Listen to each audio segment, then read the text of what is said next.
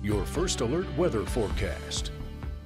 We'll hope you're able to stay dry this afternoon with rain moved out of our area now. We're not really expecting any more, at least not until we get into Sunday evening. Right now, the temperature's still sitting in those upper 60s and lower 70s. We might dive a little bit lower with the temps overnight tonight before bottoming out, but this is where we stand as of right now. Heading into Sunday, though, temperatures get back up into those upper 80s and lower 90s. Partly cloudy skies expected for most of the day with another chance of those scattered showers heading into the afternoon. A lot like what we saw today, and again, that chance also exists that we could see potentially some pretty punchy storms out there as well. This is what's driving it right now. This sort of stall boundary here sitting over the northern part of the state, kind of dividing it in two. Right now, the weather's calmed down because we're heading into the overnight, but this is going to power more of those storms as we head into Sunday and even Monday as well. In fact, we are under a level 1 out of 5 marginal risk for severe weather again heading into Sunday, mainly because of that threat of, well, more of the same what we had today. Not really a big tornado threat, not a big hail threat, but that threat of wind and maybe a little bit of pea-sized hail, because we did have some earlier today.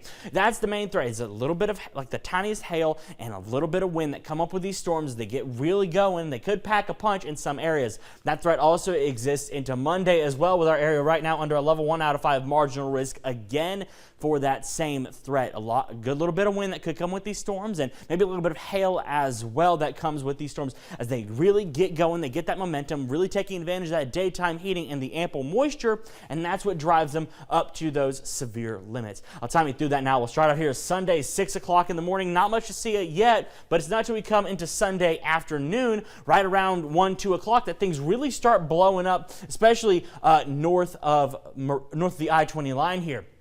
As we get moving here on into 7, 8 o'clock into the evening, more rain soon to come, so it could hit a little bit later than what we saw today, but still that rain pulls on through. Lasts a little bit more into the overnight now as that boundary kind of provides a little more destabilization there, but as it rolls on through, we clear out into Monday morning, which fortunate for all of us that have stuff to do, or maybe you're driving back on Memorial Day itself past that long weekend. We do see cloudy skies though throughout the morning and more rain coming in as we head into the afternoon. This is right at 12 o'clock noon. More rain moving in, but the big stuff doesn't really arrive until later on. 1, 2, 3 o'clock in the afternoon, that's where this system arrives here, bringing more rain on into the area. Fortunately, that clears by supper time on into Monday evening. We're kind of calm here, but again into Tuesday, more rain arrives early. By the middle of the morning, 8, 9 o'clock, more rain arrives. This is associated with another part of that boundary moving through, going to provide us more rain, but fortunately cooler temperatures into the first part of this coming week. So